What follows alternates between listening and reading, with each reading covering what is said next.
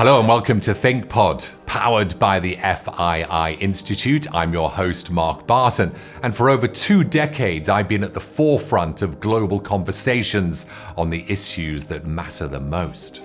In this series, I'll be meeting with the leaders who are rising to tackle the grand challenges that face humanity right now. Together, we'll be discussing the radical ideas and transformative solutions that'll benefit both people and planet. In this episode, we're joined by Chris Spedding, Policy Fellow at BASIC. Chris is a nuclear specialist who focuses on the impacts of disruptive technologies. We talk collaboration in space, counter-proliferation, and how digitization is disrupting the Cold War mindset. Chris, thank you very much for joining us today. Cheers. Let's talk about disruptive technologies. Describe what they are first. It's always good to start. 101, disruptive technologies. Well, that's a big umbrella term, right? Yes. And so there's lots of things that go into that, everywhere from software through to hardware.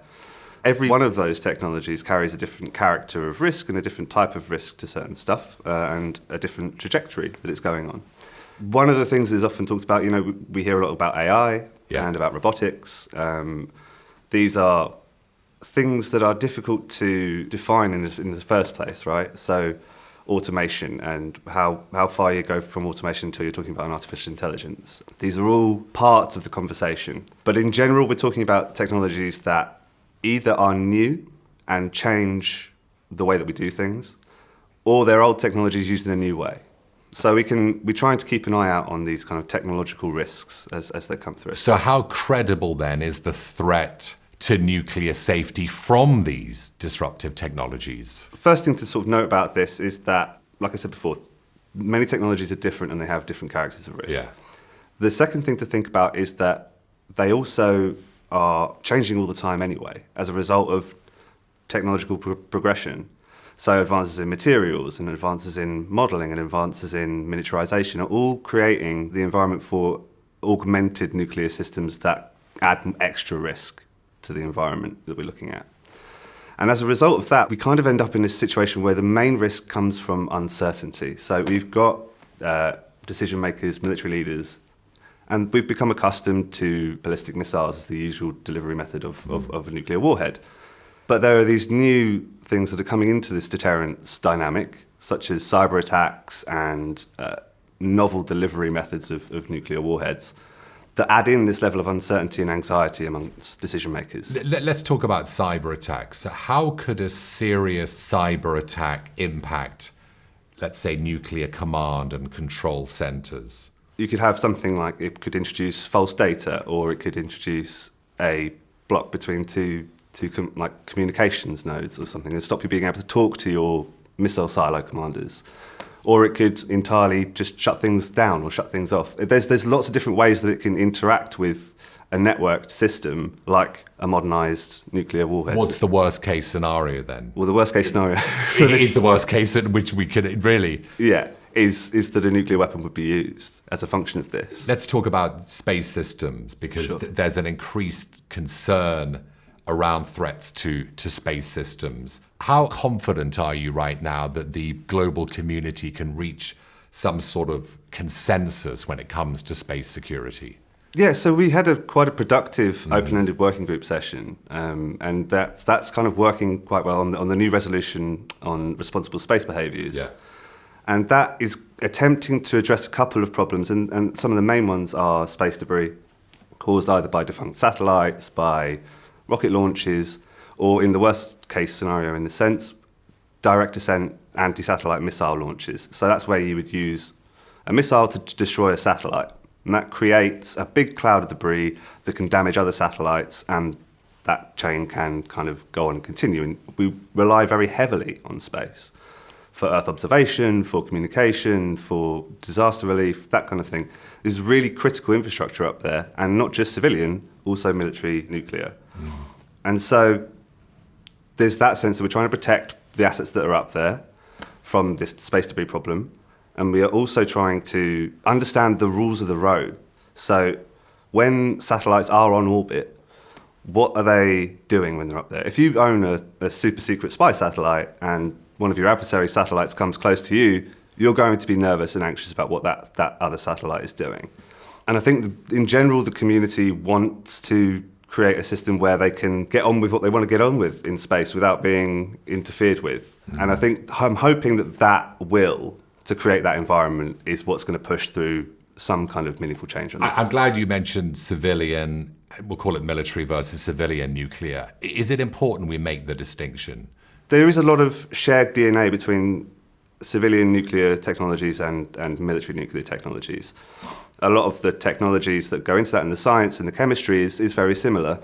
And so there is a worry that the proliferation risk stems from civilian nuclear power into a potential proliferation of military nuclear power. Mm.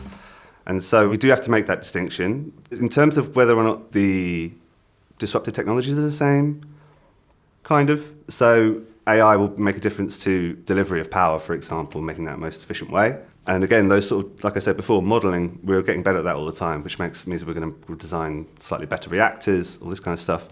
But there is clear elements where they are different as well. For example, like hypersonic glide vehicles, for example. As you know, at the FII, we like to focus on sustainability, education, healthcare, robotics, and AI, a lot of which you're focusing on. Can I just throw this out there as we're discussing nuclear power? Can we solve the climate crisis without nuclear power? I think that it's possible, right? But I think that it's difficult. So take the UK, for example. We've got about 10 gigawatts that's constantly on. That's called baseload. And that's really, really handy if you've got nuclear that just loves to run constantly at a constant rate and just sit there and provide that baseload. As you take more and more nuclear out of the system, you have to rely more and more on storage and renewables to cover that baseload. And the system gets bigger and bigger and bigger exponentially. So the most efficient way of doing it would involve some nuclear. But it is possible that you could do it without. It would just be slightly less efficient. How do we assure citizens that it's safe, though, that nuclear power is safe? It's a really difficult question. Yeah. We've got like a pop culture around like nuclear waste and like green goo and things like that makes it really difficult. But that's been compounded by real world events that have had tragic consequences. You know, Chernobyl, Fukushima, and 3 Mile Island are like three obvious cases of accidents at nuclear reactors. I mean, is it safe or not? Yes, absolutely. Yeah. So, full stop. Yes. If you look at, for example, the statistics of deaths per gigawatt hour of electricity generated by, say, coal and nuclear is by far and away safer. And if we think about the impact of climate change as well, the trade-off in terms of what small risk there is with nuclear power if it's not handled properly versus massive climate emergency, then we start to get into a trade-off where we think, okay, well, actually, that risk that is already very small suddenly becomes even smaller compared to the risk of climate disaster. It's interesting you talk about perceptions of nuclear risk, and you cite those tragic examples. When you talk nuclear, to many people, it brings forth this image of a bipolar world, nuclear deterrence. How have we moved on from that, Chris? So I think that we're moving away from bipolar towards a multipolar world, but deterrence is still extremely relevant in a sense that it is the way that decisions are made at political level. So we still understand our interactions with our adversaries through deterrence theory. Deterrence theory, put simply, because I have a nuclear stockpile, you're not going to attack me. Sure, yeah. If you have one. Exactly, and it's deterrence has always been around, and it's I've got a big army with spears and shields, you're not going to attack me with it. Yeah. But it's just now we think about it very specifically in terms of nuclear deterrence, and it's quite fragile. It relies deeply on human psychology and the way in which leaders perceive risks and how they will react to them. And as a result, it's inherently uncertain. The way to address that risk is to reduce the risk of using nuclear weapons. And that is by effectively through diplomacy and through creating the conditions. Which is where BASIC comes in. Yeah. So this is it. So if we promote an environment in which dialogue and human-centered security, where we stop thinking about security as being bullets, bombs and walls and things like that, and start thinking about it in terms of, okay, does every person on the planet have the ability to live without the fear of hunger or destitution or persecution or oppression? That will bring about the kind of environment in which nuclear weapons lose relevance. and we can start to draw back from them. You talk about a cooperative world on the website, don't you? Yeah. Is that what you're trying to achieve here, this cooperative world? Yeah, so we use dialogue to advance disarmament, is Yes. the way that we approach this. We believe that states that wouldn't normally talk to each other should talk to each other, and they should talk to each other in novel ways, and frankly and openly and honestly about their security needs, because every state has a right to be secure. And so we need to work together to understand how our actions create problems down the line for other people, and how their actions in response to those will then create insecurities for us. And it's this cycle that repeats that we're trying to break at Basic through dialogue. I mean, put simply, is eliminating nuclear weapons possible or not? I mean, you talk about the stepping stones approach Yeah. to nuclear disarmament. What's Sure. that? Our approach to disarmament is that it is possible, right? It has to be, otherwise, what are we doing as an organisation? But we need to address the problems that make nuclear weapons relevant for leaders and for decision makers. And that's how you address disarmament. You get progress through disarmament when you get progress in peace. Yeah. I think. I looked at your website. The US and Russia have a combined stockpile of 8,350 nuclear warheads. France, the US and the UK have a combined stockpile of 6,065. Can you put into context, because many people just don't understand, that's a lot of nuclear weapons. Yeah. What does it take to destroy the planet? Depends what we mean by destroy the planet, Yeah, I mean, or destroy human species, or put it this way. Can you for put it in example. context Sure. for us? That size of weapons, Right. and then we can understand the stepping stone approach and the goals to nuclear disarmament. The atomic bombs that were dropped on Japan at the end of the Second World War were around 10-15 kilotons of TNT. So that's an explosive, and a kiloton is 1,000 tons of this type of explosive. So those were sort of 15 kilotons, and you've seen the pictures of Hiroshima and Nagasaki. These are cities that are utterly devastated. The tactical or battlefield nuclear weapons that are talked about have yields or explosive yields in the range of hundreds of times what those are, and those are the small ones. The big ones, the megaton range weapons, are absolutely catastrophic. But the difficulty is that in most of the war games that get run in the simulations on these kind of events, the use of a small weapon begets the use of another small weapon, and so on, and so on, and so on, until eventually you've left with a situation in which everybody is expelling their entire arsenal. And in that situation, I certainly don't want to be around for the aftermath of that. Yeah, it's something to consider, and I want to carefully move away to some research you're doing. You've co-authored this report on medical isotope reactors, which leads to my question, Chris. If countries continue to use nuclear technology for healthcare, for energy, what steps should they take? What steps are they taking to avoid the risk of clandestine nuclear proliferation? Yeah, it's a really good question. So it depends on there's many actors at play here. Yes. So there's the sort of established nuclear community like the UK and the US and France, and then you've got the international organisations such as the Atomic Energy Agency, and then you've got the person that might want to use this peaceful nuclear energy source for either for medical isotopes reactors or for energy production. And so you've got a lot of competing stakeholders here, and the IAEA will look quite carefully at stuff and the design of reactors. How easy is it to take the fuel rods out, for example? We don't build reactors like this anymore because they're not very efficient. But if it's a reactor that uses metallic uranium fuel, and it's really easy to pull the rods out, that's a big worry that this is designed to create plutonium. And plutonium has only one real use, which is in nuclear weapons. And so they will look for these signals in the way that the reactors are designed, in the way that they're used, and the way that the supporting technologies, such as the enrichment facilities, where we take uranium-238 and enrich it with 235, which is the fissile material. These are all technologies, like I said before, they share a lot of DNA with the military nuclear complex. And so we will basically, through a series of monitoring and by being open with each other. So allowing inspectors in to see what you're doing and say, look, this is what we're doing. This is the centrifuge that we're running. This is how much is going through. This is how much is coming out the back end. You see, we're not diverting anything from anything here. And it's that openness and communication with the IAEA and with the rest of the nuclear community that is really helpful in sort of showing people that you're not doing anything like clandestine proliferation. The IAEA does a fantastic job on a budget that is shrinking in real terms. And if more people start taking up nuclear energy in the face of the climate crisis, they're going to need more resources to come and do these kind of things. Come and look at your reactor. Come and look at your enrichment facility. Let's move on. Lots to discuss. I want to discuss the digitization and automation of nuclear weapons. Sure. Worth the risks?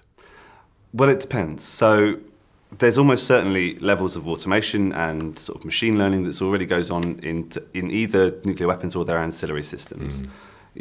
Data processing is an incredibly computationally intensive job, and will probably require quite a bit of automation or quite a bit of machine learning to do that effectively. So you would imagine there's elements of that in there already.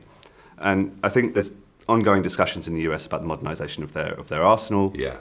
First upgrade in nearly 40 years. Yes, and so there's obviously a trade-off to be had here for the US. If you position yourself as the president or as the US government, your deterrence relies on the ability that when you press that button, the missiles will go. So you have this reliability thing that you need to have a reliable nuclear deterrent. And you also have this thing where they're kind of old now. But if you introduce digitization, then you introduce new vulnerabilities. Yeah. So they have this trade-off here between reliability and security of their systems. And they obviously are in a position where they feel they can protect those systems well enough and they can do a good enough job of monitoring the updates that they put through and checking that they don't introduce any new vulnerabilities. And the NTI, the Nuclear Threat Initiative, they produced a really, really good report on this about a year ago or so. And what was the sort of summary of that? Was basically that this was a slightly risky endeavour and that they should follow some principles. Worth taking the risk? I think they left that up to the decision From makers. your perspective? Yeah, so I think that it was a case of, look, if you're going to do this, these are the things that you need to do to make sure that it's done properly.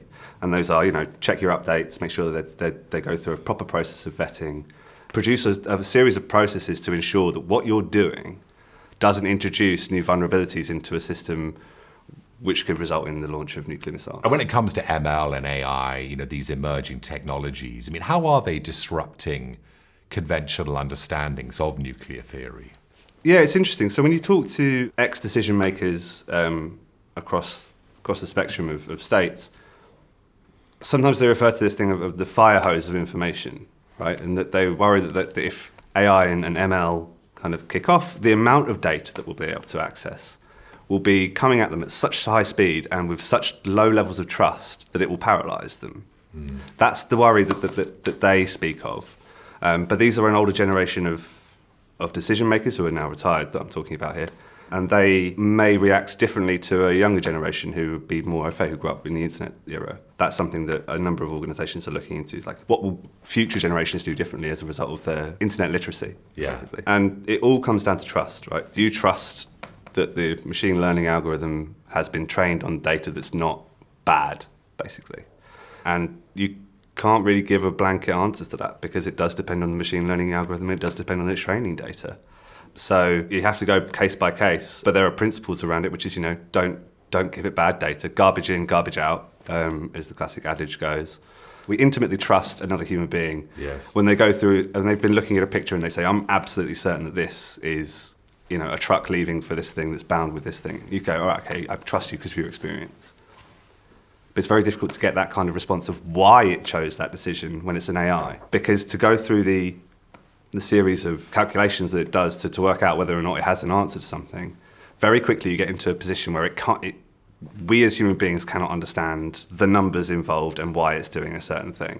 Whereas, a general who looks at an image and says, I'm fairly sure that's that because I've seen pictures of that type of truck before doing exactly that kind of thing. Yeah. You can trust that in a better way. But you might find that the general's wrong and that the AI is right. This is where it's tricky. We need to get a better handle on what we mean by trust with AI. And I think a fused approach of AI and human beings working together to come up with solutions for things, perhaps AI pointing out this is an anomaly and then a human being saying, actually, no, that's just a Renault, like Nissan car going past. It's fine, don't worry about it. That kind of event, I think, is the future of this stuff. Is the human intuition added on top of the ability of AI and machine learning to consume huge amounts of data and come up with something approaching an interesting answer. Final question, Chris. You're completing your PhD in nuclear systems for space. Sell it to me in a sentence or two. Okay. Do you want to live on the moon? You're going to need a lot of power, right? And so that's what I'm looking at the moment is how do we develop the systems and processes for creating habitats on the lunar surface from the perspective of a nuclear energy power source. So what do we need to spec that power source to do? Yeah. Well sold. Thanks a lot. Brilliant. Thanks very much. In these turbulent times, don't forget to like, comment, share, and subscribe to ThinkPod for more insight and analysis.